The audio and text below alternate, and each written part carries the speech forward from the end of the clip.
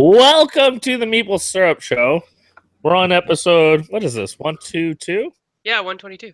Wow. And we're doing a little 2017 in review. I'm here with a few friends, fellow hosts. And so, Sam, why don't I pass it on to you to kind of say what the show's about? Oh, well, yeah, sure. Today's show is actually kind of a special one because after 122 plus episodes, so we've done 122 official episodes, but there's a whole bunch of other stuff that goes on behind the scenes, and I'm just cutting a box open, and a bunch of other stuff that happens when we do after shows. There's really more than 122 episodes. We have something like 250 odd videos up. We are actually kind of sad. We're sadly saying goodbye to Daryl Andrews today. Yeah, it's after 122 episodes, Daryl has elected to make a change in his life, and this is one of them. Daryl will be leaving the Meeple Syrup show for the next season, and who knows what's going to happen after that. But for the next season, Daryl will be doing some other stuff. Daryl, tell us what you are actually going to be doing. Yes, please. That's a good question. I knew I just need to shift a few things around and take on maybe a few less responsibilities. Some changes in kind of my work schedule and flow happened kind of a few months ago. I was looking for work and just recently picked up some freelance work, and so I know I'm going to be real busy for the next couple months. I just got brought on by Bezier Games as a developer, so I'm specifically working on the Ultimate Werewolf Legacy game, co-designed by Ted Elsbach and Rob Davio. So I know for sure the next couple months I'm going to be overwhelmed by werewolves and villagers, and need to focus on that. And then who knows what's next? But I just thought it was probably time for me to pass the baton, say thank you, and step out of the way for the noobs. Who's the noob? Well, I think we got two, really. Yeah, kind of. There's that Jesse, the newish guy.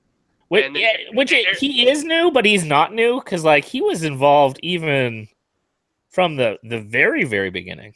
He was involved in weren't you involved in the very first show, Jesse? I was involved in the first not show. The tech test. Yeah, he's from the pilot, guys. Yeah, he's back from the pilot. He's from the pilot. And Jesse is obvious. Anyone who watches our show knows that Jesse pops in all the time. So thankfully, Jesse's sliding into my role, and then Erica, if you've been watching the last couple of months, has been the noob as well as a host. So I'm very thankful. There's great people in place to keep the legacy going, and it's been an amazing ride. Yeah, and you know what? Jesse also helps to raise up the beardo factor a little bit. I'm not succeeding. Yeah, me I either. have to keep this. I have to keep this now. That wasn't in the contract. That's your trademark signature now. I thought I specified no beards and no hats. Well, you actually have to live up to Dylan's beard. Oh God, that's not possible. Impossible. Oh, all right. Well, let's get this started. We had decided that we were going to send Daryl off with a nice big rousing show about Daryl. We're not going to roast him because we're not mean enough or smart enough to do that. Yeah, really, it takes a lot of effort and intelligence to actually effectively roast somebody without just calling them a dummy head, right? So we're gonna ask Daryl some questions about this year. We're all gonna discuss them, but they'll be poised towards Daryl first. So Jesse, why don't you start off with those questions that you and Erica had discussed to give them? Yeah, so since we're thinking about 2017, I thought to start with a nice big design focused question. What game that came out this year did you find had the most innovative design or innovative mechanic? Oh, wow. Innovation. It's a big one. Innovation's tough because everything kind of feels the same. It's just kind of mixed ingredients. I would probably give innovation to what's that dice game? Dice Forge? is it with the Oh, purple? where you pop them off and put the next And you pieces pop them on? off. Yeah, and it's got that purple kind of crystal on the cover. Yeah, that's Dice Yes, Forge. that's Dice Forge. Yeah, so Dice Forge, I would say that. And although, yes, there were probably 3 or 4 games that used the modifying a die, in different ways. And I would probably give credit mostly to Stephen Glenn, because I think he was really the first with Rattlebones to do it in an effective way. I think Dice Forge just managed to really make it kind of like really great for the hobby. It was an example to me of like a really well produced game that does it really easily. You don't even need a tool. It was just like they streamlined it all, made it feel like you're clever and still kind of build off this idea of building your dice. I'm also a sucker for dice, so anything that does dice in a different way. So I would give it to Dice Forge, and hopefully I bought enough time for everyone else to be able to come up with their answers to innovative game of the year. It's so hard. I love those dice and Dice Forge, though. I have to say, there's so much. It's like Lego fun. Sorry, I got giddy for a second. Oh, that's cool. What was your most innovative game or mechanic that you played? You don't. My brain is not ready for that question. You go ahead. Heavy question. So it's it might be a weird one if you know me for me to say this, but actually at least so the game that's gotten my sort of design juices flowing the most at the very least, and I think actually did something very different in the market, is actually Gloomhaven. A game that I like to complain and whine about a lot. But most of that comes from the fact that I was let down by what I saw as like severely untapped potential in that product. But like it put out this massive campaign game. It's a dungeon crawl game that's got very, very like core Euro elements. And even me, someone who's highly critical of the game, I played 36 games of it before I sold it. So 37. That's insane. Yeah, That's it lived on my minute. kitchen table for 2 months. So because one of the big problems with it is that it takes an hour to pack up and to unpack. So we just left it unpacked all the time. But still, I mean, I think Gloomhaven did something really different, and it's worth at least thinking about. So I have another answer.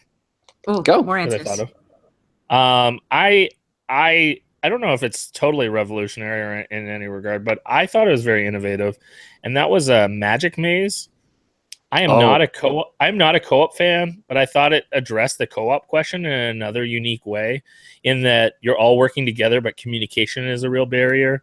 And I thought that was really fascinating that everyone had kind of like one direction. There was a lot of perspective games that came out this year, but I think I think Magic Maze was one of the examples of a game that came up with a really interesting system that you can work through. You can expand like crazy, have lots of different experiences, but yeah, that was another one that I thought was really innovative for the year, and it kind of stood out as like my exception rule to co-op games. Yeah, because Daryl's not the biggest fan of those. I don't like working with people. I want to beat them. That's fair. That's fair. That's what you want to do in a game. I'm just looking through lists right now to see which one I'm like, oh my god, that one. Sen, are you talking? Oh, does Mike go out again? Yes, Okay, I turned it off because I was coughing. So I don't even have to look at a list, Erica. I just have to look at Daryl's shelf. And I see the one that I thought was really well done this year. And it's actually one of Daryl's. It's Shopping Time. Sagrada. No. Oh, Shopping Time. Sagrada is, just game of the year on some people's list. That's not innovative. That's nothing. That's nothing. No. But I actually think Shopping Time did a really good job of app integration and using it in a way that isn't just like a DM for the game. Shopping Time, if you don't know, Daryl made Shopping Time, and it is a game where you're going around basically like scanning barcodes on grocery items. And the idea is that you're trying to, in some variants of it anyways, trying to get below a threshold, but be the closest to it, that kind of thing. So as you're shopping, you have a budget, that kind of stuff. And it's a really, really cool game because of how it uses app integration in a way that makes it part of the game instead of seeming kind of secondary, or it's just driving the game when a book could have done the same thing. There's nothing else that could do this in the same way without being ridiculously clumsy and like a bunch of lookup tables. That would be no fun. So I think Daryl, you did a great job on making that one really count in terms of why you need to have an app with it. Yeah, thank you. I mean, Awesome. the real credit when it comes to the app integration has to go to Eric Raoult. He did an incredible job with the app, and has a Zombie Slam as well. So yeah, he did Zombie Slam for us, so it's good. So I mean, he's almost scratching out a bit of a niche for himself beyond designing games. He's also finding ways to help come alongside good games and figure out apps and app integration. So cool. Erica, if you don't have an answer, you can come back later. You can ask another question. I'll come back later, but you know what I was thinking is, because it's why I think it's hard to pick out some stuff. You're almost like cataloging, like, oh my God, what came out this year? Because a lot of stuff has been coming out, right? So maybe one of the things we can also talk about too is kind of like, what are some of the trends we're seeing? Because in my head, it's funny. I kept thinking, and I'm like, there are a lot of similarities to some of these games I'm running through in my head right now. I was playing this year, and then I'm like, well, then is it innovative? And that's where I was getting stuck, because I was like, well, did I see the same game kind of a couple times? So what kind of trends were you guys noticing coming out this year?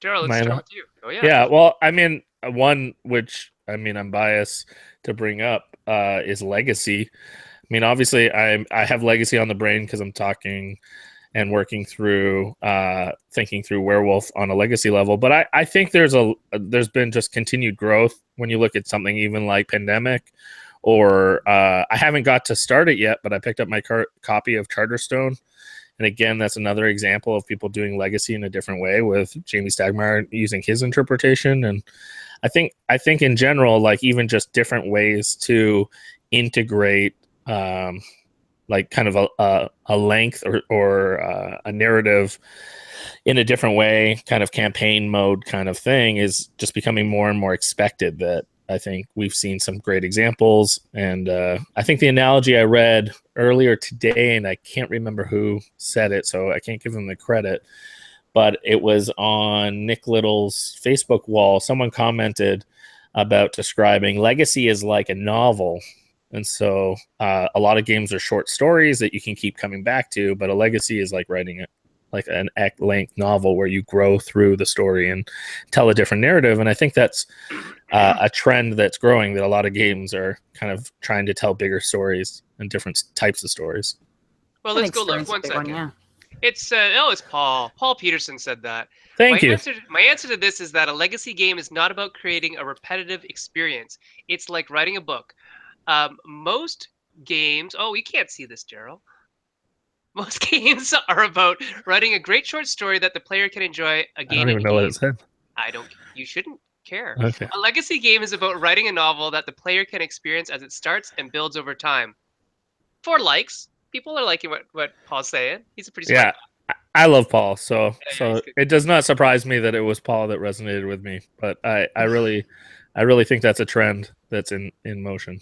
Yeah, oddly enough, Jessey and I were just talking about that today, in fact, in terms of narrative engagement and all that kind of stuff. So, I don't know, Jessey, what do you think? Is Legacy the big trend for the year? Is there other stuff in there? The big trend for this past year? I think this year is the year where the sort of seed of legacy games has started to sprout, but it's not the peak, because we're only just starting to see people who are not Rob Daviau putting out legacy games, right? I think that's your next year too.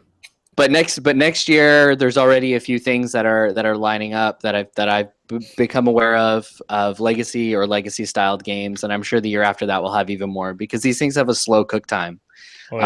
And so it's going to be a little while before we've hit peak legacy.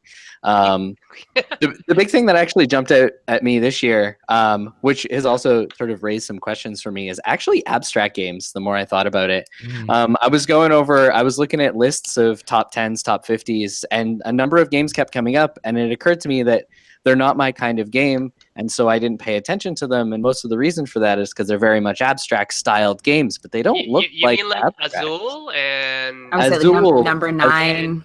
Azul, Number 9, Favelas. Santorini, Daikatsu, even. Santorini, photosynthesis. I mean, even they're pretty at Sagrada. least. Either, yeah. But Yeah, and that's the thing, right? There's all of these abstract games that have been doing effectively abstract games that have been doing really, really well. And the big thing that makes them different from what we've traditionally called abstract games is that they use color. they have Okay, a theme. They have a yes, they have a theme. theme. And they have a theme. I'm gonna give you all out there in Meeple Syrup land, whatever we want to call it, Whatever a this is. really big heads up right now is exactly. Oh, this is my crease knife, by the way, or creasing paper. He's gonna stab people if you don't listen. No, a big heads up right now is that is what the industry at certain ends of it are looking for.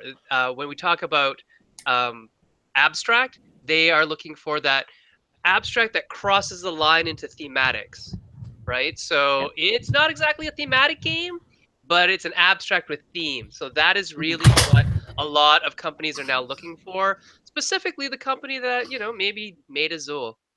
Maybe they're the ones looking for it. Maybe. I'm Yeah, got it's one a myself. subtle hint.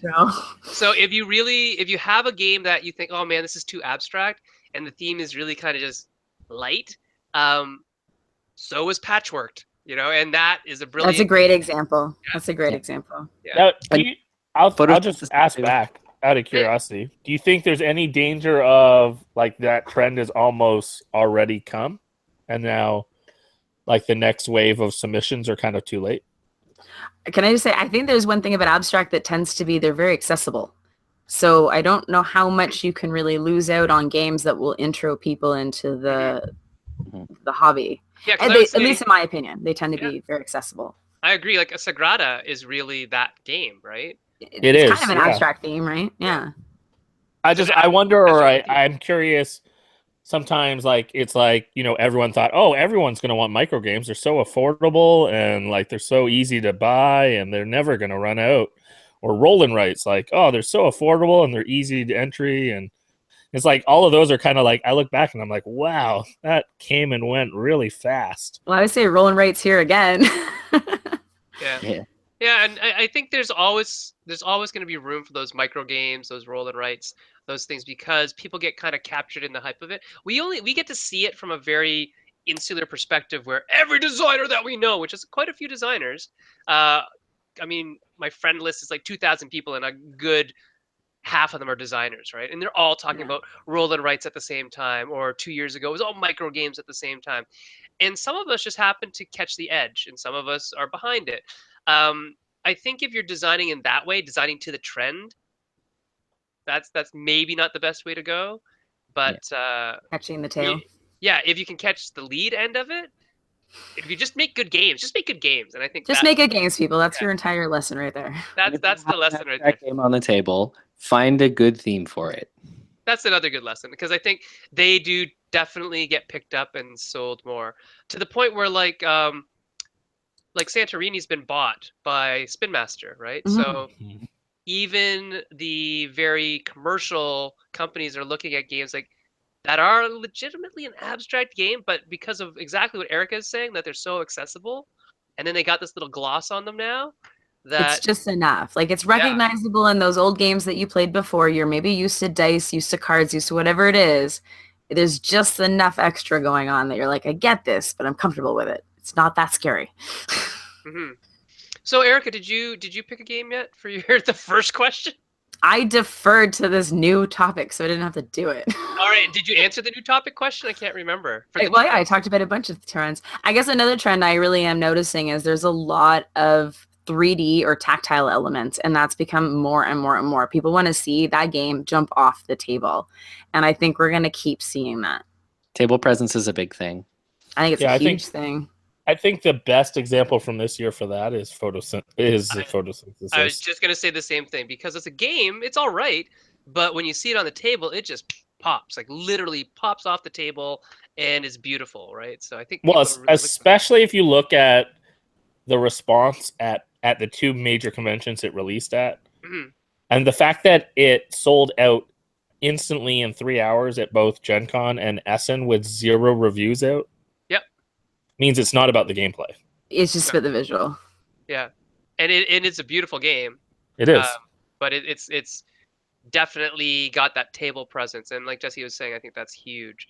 My trend for the year is actually, I think, I think we're really on the leading edge of really good licensed games. And again, you know, looking at Daryl's Could be. shop, I see some that I've done. I've seen some that Daryl's done. And I know that more and more we're going to get really good designers behind really powerful licenses now that that kind of gestalt of everybody plays board games is a thing. So that's kind of what I saw this year is there's more and more um, designer like brand name designers, I guess, designing IP licensed games that weren't immediately put on the that must suck list. And weren't Fantasy Flight, because Fantasy Flight's been doing that kind of thing with their specific little IPs for a while. Sure. Yeah. I know what you mean, Sen. It's more like we totally grew up during, like, if you grew up in the 60s, 70s, like 80s, 90s, whatever it is, if it had a license on it, it was probably cheesy, one-off. Like, we were kind of trained not to take them seriously. But I think you're right. There's a huge turn in kind of what's been going on with IP games and that you can trust them as games. Like, do you know what I mean? I'm sure everyone's been burned by some sort of licensed game at some point in their life, if not multiple times, especially as kids. Yeah, I would push and say that I would say this is another example, like the legacy thing, of like this is maybe more the seed. We're starting to see it, but I think it's probably even much more to come. I still think that we're kind of fighting, and I feel bad using them as an example, but I still think we're kind of fighting the cryptozoic kind of effect. Sure, and of like people still assuming like, okay, it's getting better, but it was still not 100% devved and not 100% like given the love and respect that it needs. And a lot of people need more time and breathing space to really make these great licensed games. And I think it's getting more and more interest, and like people are more and more willing to give that the time. I think something even as simple as I got to play Civilization last night, Sid Meier's newest one, with Fantasy Flight. And that game was exceptional, but I know that they've worked on it a long time to really, nuance and develop it. And they released it a long time ago, and this is kind of like their second crack at it. And I think we're only going to get a lot better when it comes to licensed games. Even there's some examples now, and I think like more companies are going to do it instead of just the companies that we know and expect licenses from. That's a really good point. I'm getting more and more solicitation from companies that have never been Yeah. licensed. And I think even some of the mass companies are getting more and more involved in the hobby, and they have some licenses. So I think all that's just starting to really take off. There's a lot of room there for things to happen. So what other trends do we see, or what do we want to talk about now?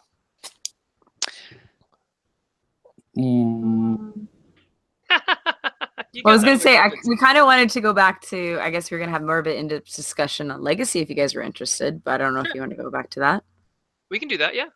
Because you're kind of identifying that as one of those really big things that I guess it's almost a love-hate, which is interesting. It's a big discussion on that. Kind of even going back to that Facebook post you were showing, I think that Nick put up, that it's like the idea of either people looking at it as that genuine experience, that it's a one-time thing, like almost getting to see a play or something, but it's so unique and individual to you. And other people are like, well, you basically made me ruin my game, so I can have to throw it out. Thanks a lot. It's really interesting how different those two camps are. Well, and I think that ties into even just some of the escape room games or different types of games that are coming out that are more about experiences and not necessarily the standard game that, repeats itself lots of times, or you have lots of variables so that it's so different every time. And now I think we're seeing more designers address the question of maybe the most important thing isn't about variability. Maybe it's the journey. And so, I think there's a lot of different people kind of tackling what if a game didn't have to be just very variable or very flexible to be replayed. And then that brings up new ideas. Yep. Jesse, there's a couple things that we've been talking about lately with Angelus and other people about the risk of legacy. Haha, not risk. Consumerism and Wah, wah. environmental footprint. Yeah, so the consumerism, overconsumption. Can you speak to that while I go find Angelus's stuff? Sure. He put up a post about it on his blog if you're going to go look for it. So there it is. Yeah. Yeah, so I mean, one of the sort of concerns that I have about legacy games as they become more and more popular is that these are products that are created to not be reused.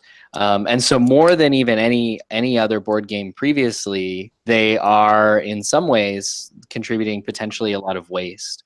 And I had this concern after Pandemic Legacy Season 1, and I still had it when I finished Season 2, because I sat down and I looked at the pile of parts on my table, and to me, those are parts.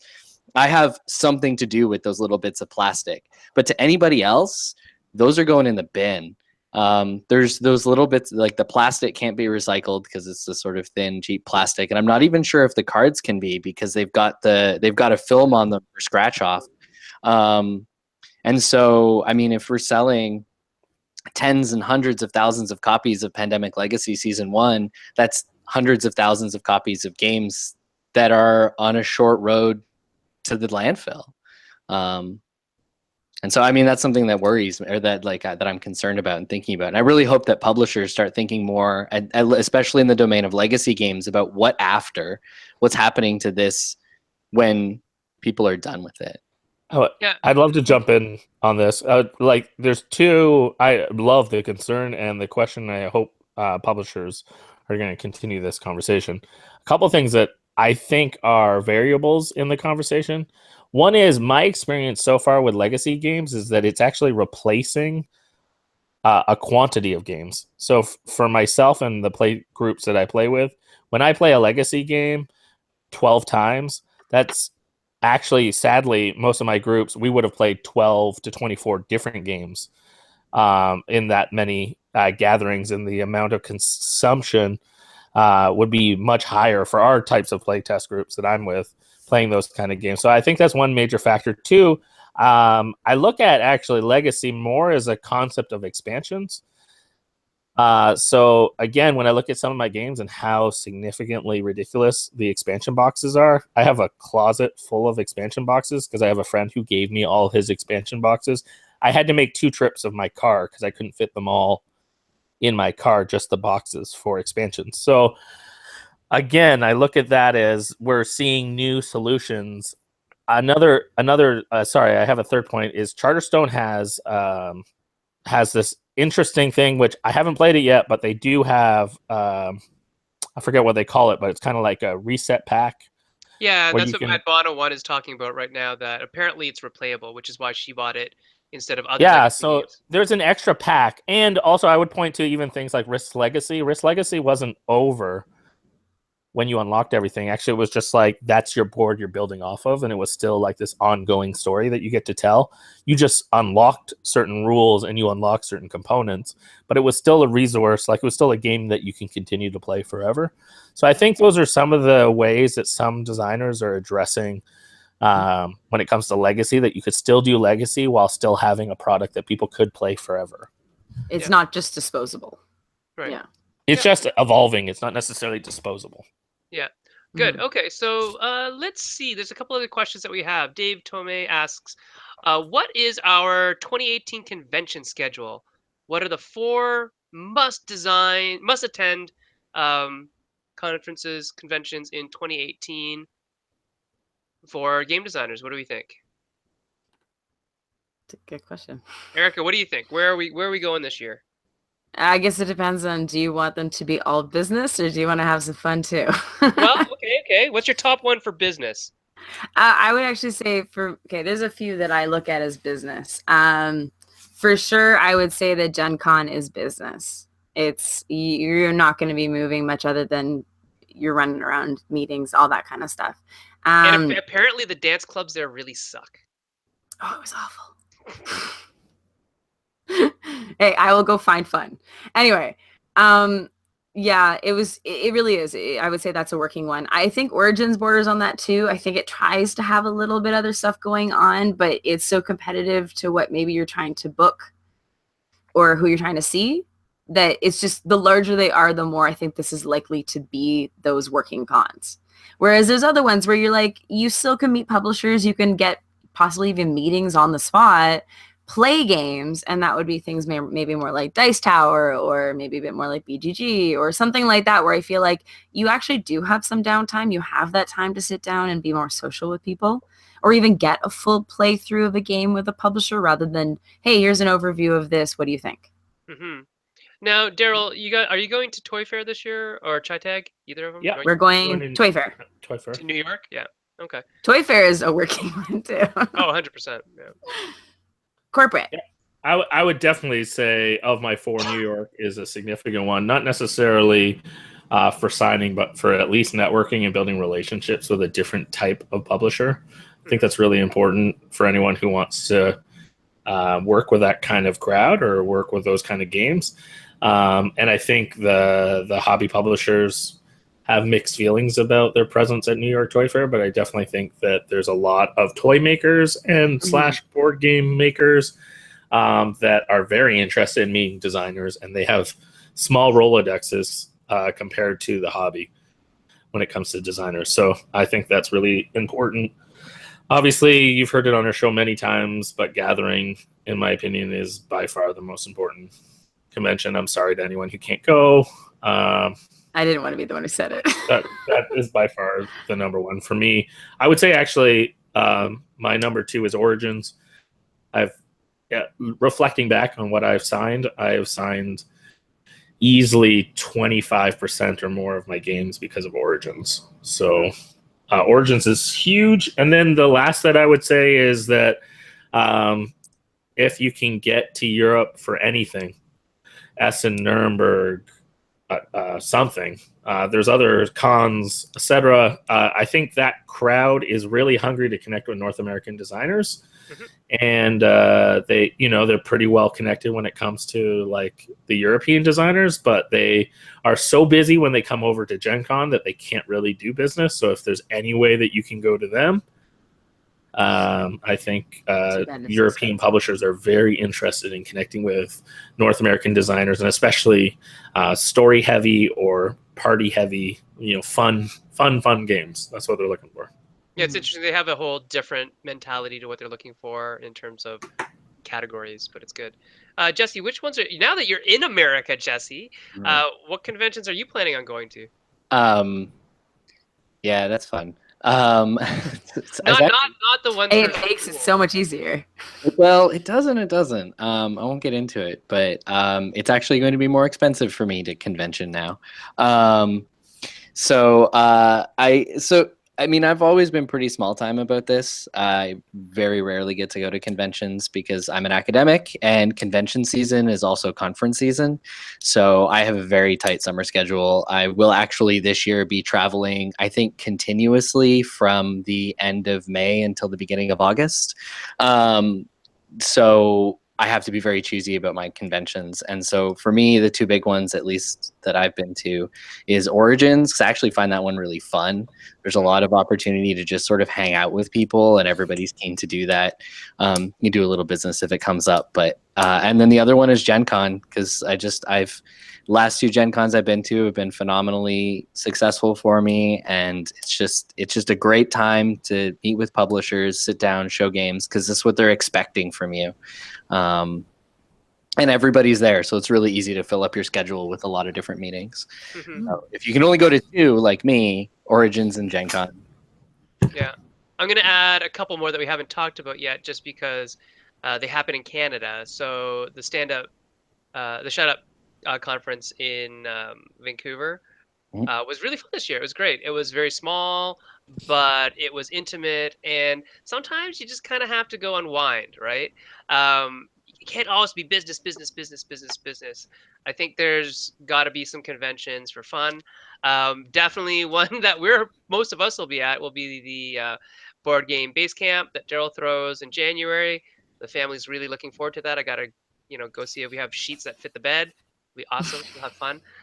So definitely get out there, and it doesn't have to be an industry heavy convention for you to get something out of that. If you're a designer, you can go out and playtest. You can go meet new people, and that's always good too. The more people who know your name, know your face, know your product, the better off things are going to be when it comes to, you know, that inevitable Kickstarter campaign or whatever you need to rely on social networking for. So there's that. I mean, Any it other might questions about that? Yeah, sorry, Jess, go. off on that comment that you just made about little conventions and stuff. It may be a side effect of the area I'm in now. I'm in San Francisco Bay Area, which has a pretty rich design community. But there seems to be like a small convention every month or so, starting in January, and every single one of them has an Unpub or Protospiel presence. Yeah. So look at what's happening near you. And I wouldn't be surprised if those conventions don't already have some kind of designer-oriented component that you can get involved in. And if they don't, that's an opportunity for you to start growing a community around you relatively locally. Yeah. Those kinds of things can be really important because while conventions are really great for hanging out with publishers, your games get made because of your ability to connect with other designers and to connect with playtesters. And so finding proto-spiels, unpubs, micro versions of those kinds of things is really important. Yeah, and I will give 2 shout-outs right now for Proto-TO in Toronto. It's been great. Pam's event is wonderful in its like 3rd incarnation, I guess, this year. And then Breakout Con, which will have a Proto-TO part to it, but Breakout Con in general is a nice one because it mixes a lot of the stuff we all love in terms of role-playing, tabletop, miniatures, all that kind of stuff. And it's local, so, you know, think global, but, you know, maybe start local. If you can't travel too far, there's got to be something close to you that has all those necessary things. Yeah, I was gonna say, it's a good hint for most people who are just starting out too, is that there are still, you know, small publishers at some of these things, and this might be your first chance to actually get to talk to somebody about this kind of thing. What are they looking for? Just before you scare yourself by jumping in maybe in a deep end somewhere, right? You can kind of see what those relationships will look like, or, you know, what you can pick their brain a bit about what would it take to get your game in front of more people. Right. Oh, let's go to Steven Sauer's questions, just because they're show related. So Steven is a guy who we all know. We've all talked to him, played games with him, played his games like Block Homes. Daryl's designed games with him. Steven asks, Daryl, who's the favorite guest you've had on the show? Oh, you gotta have favorites. Favorites. I'll mention actually a few designers that I'm just in awe of that we actually have gotten over the years. I think it's amazing. I was just thinking back. There's people like we got to do an interview with Ignacy, or we got to do an interview with Vlada.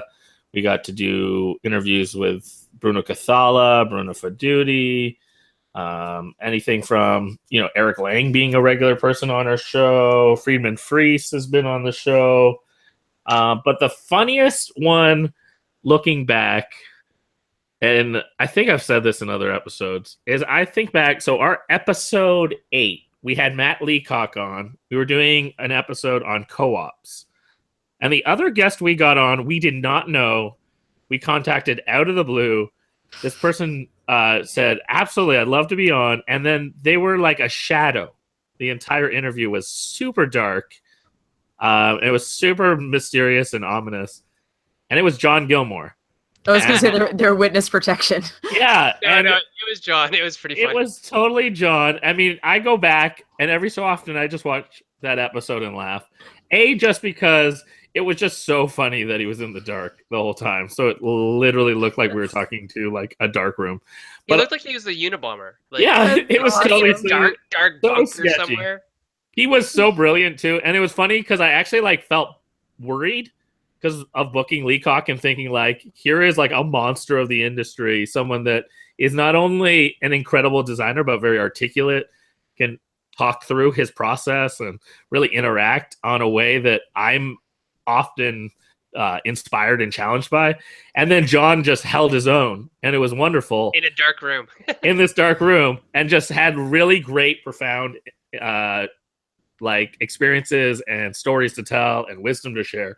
And then the other thing that was just the best possible turnout is from that we built a great relationship with John and the whole crew. I mean, the joke is it's like the Johntourage, but there is like an amazing community of designers and playtesters that are in the kind of like Ohio area. The Northwest. That Sen and I even got invited to go down there, and we stayed overnight and played games with them. And just long story short, some really meaningful relationships grew out of just an episode that we just booked. We just booked a guy because he had a game called Dead of Winter, and it was starting to become popular. Yeah. And it was John. Yeah. That's awesome. Erica, what about you? I know you haven't been on the show super long, but who has been your favorite guest so far, or guests from past shows that you have watched? I don't know. That's a hard one because I hate ever saying anyone's name as a favorite because it makes me feel like I'm going to make everybody else feel bad. You're making every other person cut. Yeah, you are. See, Daryl knows me well enough to know that I genuinely mean that. It's like I will like hurt everybody else by saying anything. Yeah. Okay, which episode did you enjoy the most? What did you find the most engaging? Based on what we were on, or just in general? Like, I mean, in general, I always loved it when you guys talked anything design, like anything that would be talking about like component breakdowns or, you know, what you thought about a game or things like that. Like, I loved hearing really when you think about a game that you're really very excited about or something you're really interested in, getting creative about it. Those are always my favorite moments, is when people start getting inspired and creative by things. Mm-hmm. In terms of the stuff we've been doing recently, what I think has been really interesting overall is just looking at all the things in general that people kind of overcome either through the industry or like by the industry or something like that. The idea that, you know, there's such a diversity out there and that we really kind of, I guess, forget what that really means. Mm-hmm. Cool. Jess, what about you? What guests have you enjoyed on the show? I believe it was this summer, episode 109. Daryl, Dylan pulled in an all-star cast with Elizabeth Lepensi, Alan Turner, and Jason Lewis, and I got to be there, a little starstruck at first, but it was an amazing episode. It's one that I actually go back to and listen to again on occasion. I had such a good time, and there was so much interesting knowledge and perspective that came out of that episode. It was awesome. Yeah, and just for some perspective about what the episode was about, it was about Indigenous game makers. Yeah. And, you know, how can we use that knowledge? How can we bring that into game making in general? So that was a really cool one. It's funny. I always quote people from old shows. And so I'm just going to say the two that I most often quote are Michael Coe from Gamelin Games. He said this one thing that just, you know, mic drop, blew my mind type thing, which is it was actually, I think, something had happened with one of his Kickstarters. Something has not been going great with one of the Kickstarters. He'd been getting a lot of flack online for it. I said, how do you deal with that? He goes, Sen, you know what? Every time a person complains, that's just an opportunity for me to show them how great a company Gamelin is. It's like, oh my God, you're right. Why do we think so negatively? Why do we react so negatively? Anyways, so that was one of them. And then Kevin Wilson, of course, is one of my favorite human beings in the world. We talk late night quite a bit because he's up to all hours like I am. And if you haven't got Kevin Wilson's last 12 Christmas games, try to get a hold of his Christmas games. They're hilarious little games that he makes to give out as Christmas presents to people. Anyways, one thing that Kevin taught me early on, which was really important because I work a lot in licensed games, is that, hey, don't let the IP be a stop sign. Let it be a goal guidepost to you. And that really stuck with me. So those are two of the favorite guests that I've had in the past. And this is another one. Oh my God, here's a guy who has definitely been one of our favorite guests in the past, Nate Murray. What's going on, buddy? You need to turn your mic on. Your mic. Oh, he's on the wrong laptop, I bet you. Oh, it's Nate with the micless laptop. I know this experience because while he switches, I'm going to give a little plug of a little side project that I am doing with Nate while he tries to figure out computers. But I wish the graphic was ready, but Nate is, I don't know how much I can announce for Nate stuff. So Nate's doing a bunch of cool, interesting things. One cool side thing that he asked me to do was to record a few quick interviews with designers about board game pitches. So we did a few just test ones, and we're just going to have a little side quick videos every once in a while called Tabletop Hustle. And any designers out there, if you'd love talking about or growing kind of your pitch, how you pitch games, your experiences, if you have a funny story or a suggestion that you want to give, contact Nate or myself. We're just doing this little kind of like side thing of interviewing people, and we've already taped a few. They're just really quick. Yeah, so I'll give a plug to that. I don't know what else I can tell about what new things Nate is up to. Well, so. Nate will come back. I was gonna say we'll wait for Nate. What's the name of that, Daryl? Yeah, Tabletop Hustle. Oh yeah, that's been in the works for a long time. Yeah, it was a long time ago that we talked about just doing it on the side, and yeah, it's really small. Like it's not really a regular thing. It's just actually Nate's doing a whole bunch of things and needs just like a variety of content. And because Nate and I think a year ago started that conversation, so I'm sure we'll have each of you three on and anyone else, but it's just like a quick record, share a story kind of thing. And Nate will probably be rolling them out in the new year. I know he just hired some artists to do a logo or a graphic. So cool. So Matt Bona brought up JR Honeycutt as one of her favorite guests, I guess, of the last year. Perhaps, as Jessey said, because of the Dice Tower critique episode where JR just kind of unleashed the beast. And it's funny. We need a highlight reel right now where it just has all these things looped together. It's pretty funny. JR's pretty funny. But it's kind of funny that, I mean, the rest of the industry is not exactly happy with what Tom's been saying lately. So it's interesting that I will reflect back too on that episode and that experience. It was interesting because we kind of did the same thing that they did. We did a little bit of like clickbait back of like that was sort of the point. And it was interesting the response that we got there. And in general, I just actually want to say a thanks and a shout out to designers. Our community is pretty loyal and pretty awesome in that regard. So it was pretty fun to go to Origins where so many designers were like, thank you.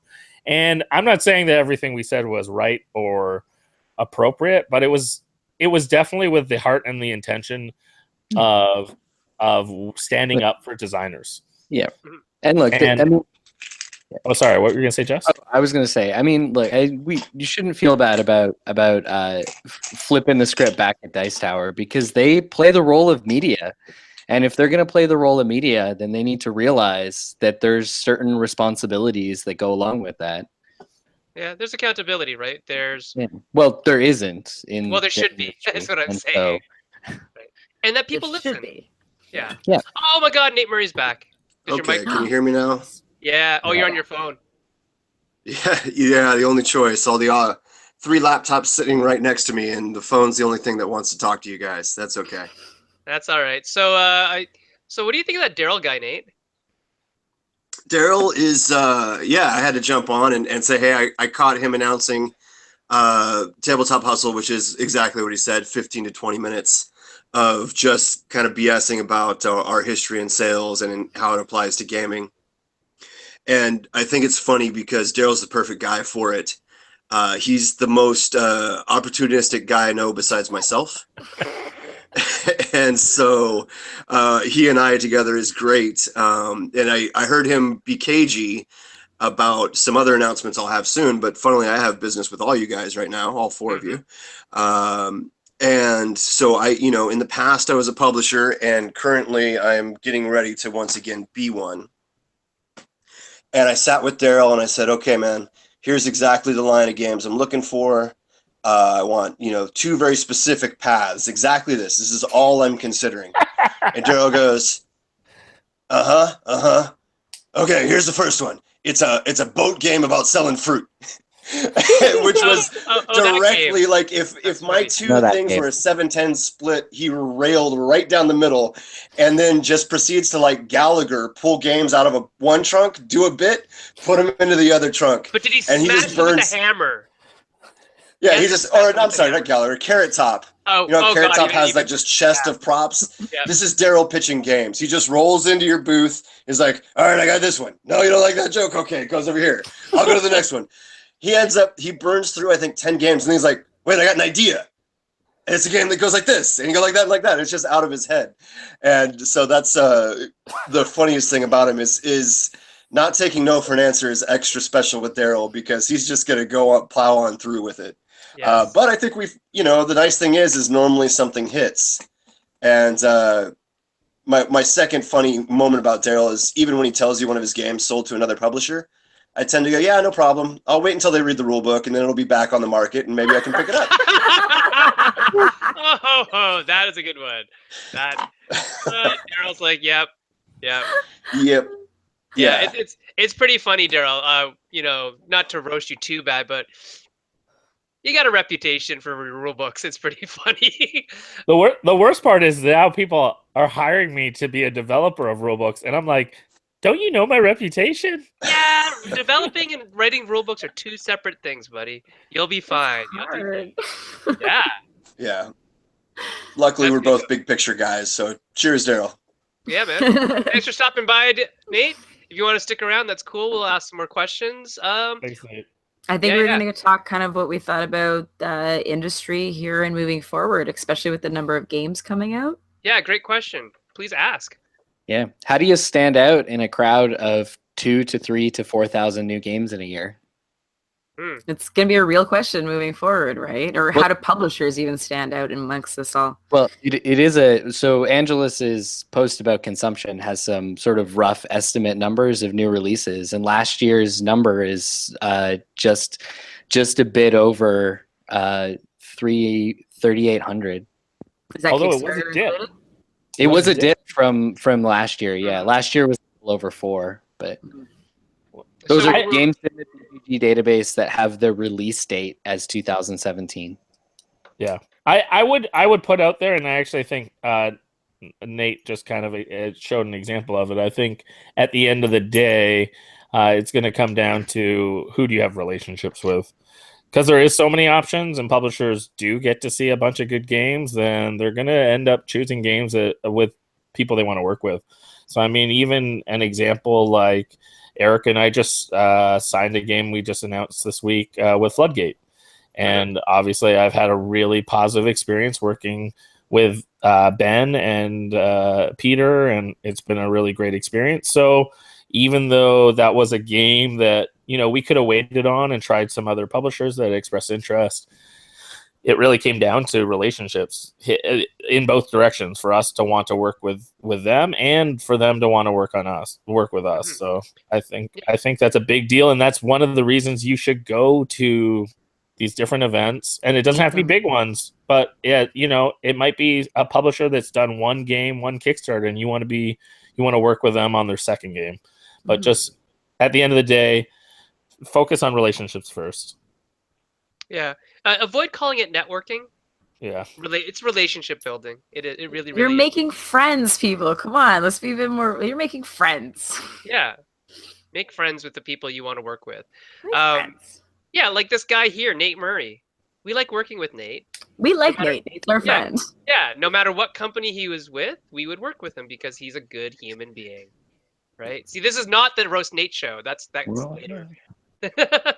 I agree totally, Daryl, that building relationships, making friends is probably the best thing you can do as a designer if you want your game to be published by somebody else. If you're going to self-publish, maybe it's not as important, but even then it really, really is, right? Because, and it doesn't mean glad handing, and it doesn't mean, buying off reviewers by taking them out for dinner. I think most people in this industry want very honest, very, open people who are just themselves and true. I hope anyways. I think that's what I see in the industry in terms of that. But how you stand out? How do you stand out from another person product-wise is different than how you sell a game. So I'm gonna answer the product-wise thing, and I think this is probably gonna be the year of table presence. Or, I think we're going to see a lot more of that where it's like, oh, that game, looks amazing on the table. Whether it's, you know, cool mini or not style with lots of resin and plastic, whether it's you know, Artists Mysterium, investing even just in yeah, like the best investing in artists. better art, like you know, hiring Dutray to do a cover for something. It's worth it in a lot of ways because, like we were talking about, photosynthesis selling out without any reviews and very few plays. It was like, oh, that game looks pretty. I want that, and it's, you know, that's what's going to sell in a lot of places. We are such visual animals, right? So that's what I think is a one way to differentiate yourself in terms of product, is that big presence, whether it's art, whether it's actual componentry. I think that's a good way to do it. Nate, do you have any thoughts? Nate, do you have any mic? Can you not hear me again? No, Hey, go you're ahead. back. You're good. So I approach this from the publishing side instead of the designer side. And I'd say where publishing is going is to really big companies and really boutique companies. And so you need to figure out which one you're going to be and just go all in on that and don't try to play down the middle. Just know, okay, there's no shelf space left in board game shops. That doesn't exist anymore. So can you be a game that stays in stock enough that Barnes and Nobles know they can pick up 10K, or now that they've quit, Target knows they can always have 20K and they're not out of stock for a month? Okay, then go that path. If you're always with your consumer, always be with your consumer. But you can't straddle the line anymore. You're going to have to go a direction and just go all in on it. So make your bet and do that, because that's where it's going to go. It's going to separate completely here as we move into the next year or two with rooftop shrinking. Those guys are, you know, Target can't afford to have your cute game be out of print. It needs constant stock. So it's going to go to deep pocket companies. If you're not that company, figure out how to engage your customers constantly. And I think Zayas said it really well in the comments section. If you're on Kickstarter in 2018, narrative Kickstarters. Look at Certifiable Studios as the best example for a company that I don't know why they make so much money on Kickstarter, but it's pure flavor. I'm glad you said that. That's not a dig to them. It's just they're selling pure flavor. They have no track record, but they have dialed in. They've hit their finger on some kind of button that their sauce is special, and it's just the way they present their package. So they trust themselves to do it. That's cool. Jessey, from a design perspective, what do you think makes people stand out or the product stand out?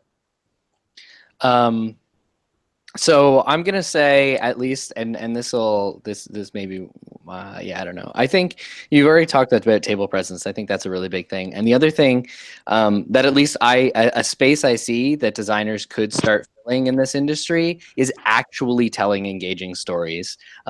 Let's stop seeing stories as reading text off of cards or out of books, and realize that storytelling is about emotional engagement, and find ways to bring those emotions through the play experience. If you can do that, if you can crack that, you will have a game that will succeed in the hobby and in the hobby portion of the industry.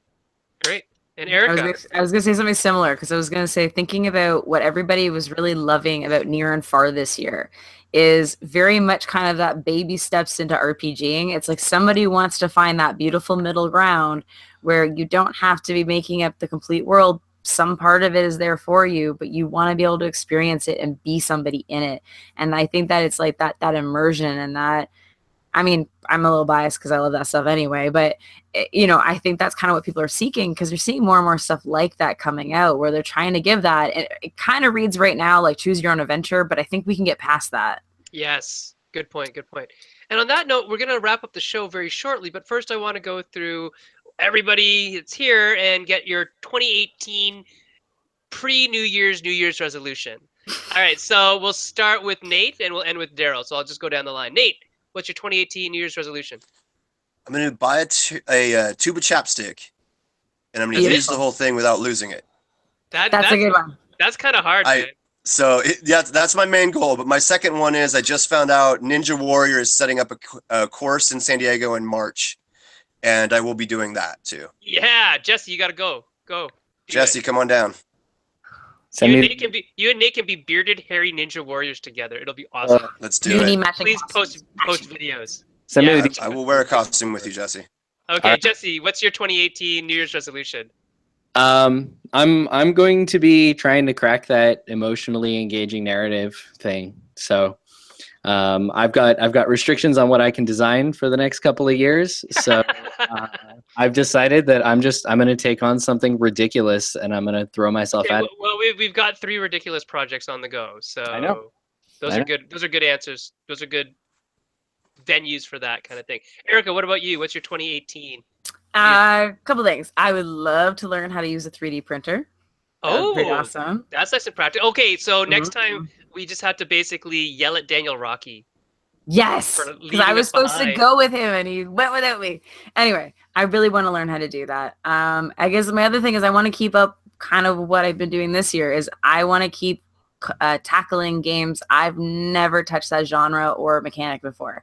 My goal is always to just keep pushing.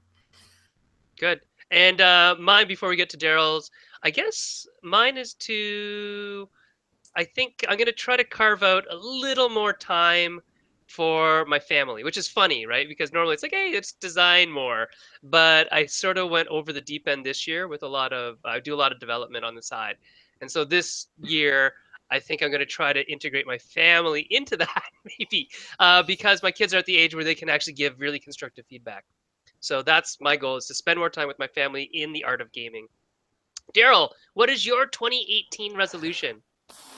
I think, and kind of probably tying it to my stepping down from this, it's kind of all part of it, is probably doing less, but doing well with the few things that I do. So I'll translate that to mean, for instance, I used to be a pretty loud vocalist for designing games 80% of the way and then finding a publisher and then making the rest. And I think 2018 will be a year where I design games to 95%, still with the openness to go backwards, but to try to get games that are more finished and more present like a whole experience. And I think that takes a little bit more time and a little bit more decision making, and so I'm gonna try to do that more this year. Excellent, excellent, excellent. And Daryl, to end off your tenure as one of the primary moving forces behind Meeple Syrup, can you give the last piece of advice for 2018 from Daryl Andrews, our new designers? Yeah, I mean, I've asked this question so many times, At least and 122. yeah, I mean, yeah, at least 100 times. I missed a few episodes, but I would say for me, my best advice would be actually to jump both feet in. And I realize not everyone can do that, but if you can, just dive deep into the pool of design, make relationships with great designers, seek people out that make games that you love, pick their brains, learn from people, and go to conventions, and don't be shy. Talk to publishers that you love, because it's just tons of amazing people. And from my experience of trying that, of just, jumping in both feet, I've made life-changing relationships. I've learned so much, and I really encourage others to do the same. Just jump in with both feet. I followed his example. Yeah. See what happened? And I think Jesse. See what happened? This is his fault. Jesse, did you go all in? Actually, my story is a good example of why you should do it Daryl's way. So I started not going all in, and I spent 2 years working my butt off, and then I pulled it together and I threw myself at Gen Con 2 years ago, and I've got about 6 to 8 games that are in the pipeline to come out next year. I'm going to go from no published games to over half a dozen. And it was all because I pulled my pants up and I dove in. Well, it's good because you were kind of funny looking standing there with your hands, your You pants should around stop your doing waist. that. Yeah, ankles. Not appropriate. Anyways, cool. Hashtag So me too. hashtag you too. Okay, Nate, you pull your pants up too, buddy. All right. So thanks very much. It's not a sad goodbye to Daryl. We know that we'll see Daryl at tons of things. Like in about 10 days, we'll see him at the camp that Justin Bieber went to as a kid. And we'll play games with him, and that'll be fun. Erica, Jesse, we'll see you guys in the new year. I'm sure I'll see you guys sooner than that. We're Well, gonna be Jessey- number 1, 2, 3 in the new year. Yeah, Episode right. 1, 2, 3. Yeah. Wow, that's pretty cool. Ooh. And Nate, we have to talk about stuff and things. I'm sure. Yeah, we should talk real soon. Yeah. Okay. Cool. Yeah. Awesome. All So on that note, Meeple Syrup, we're out for 2017, and we'll see you in 2018. We'll get a schedule up, and we'll start booking guests. All right. We'll see you later. We have a new format. Ooh, that'll be fun. Woo! Exciting. Bye. Trying stuff. Bye, everyone. Good night. Bye. Bye.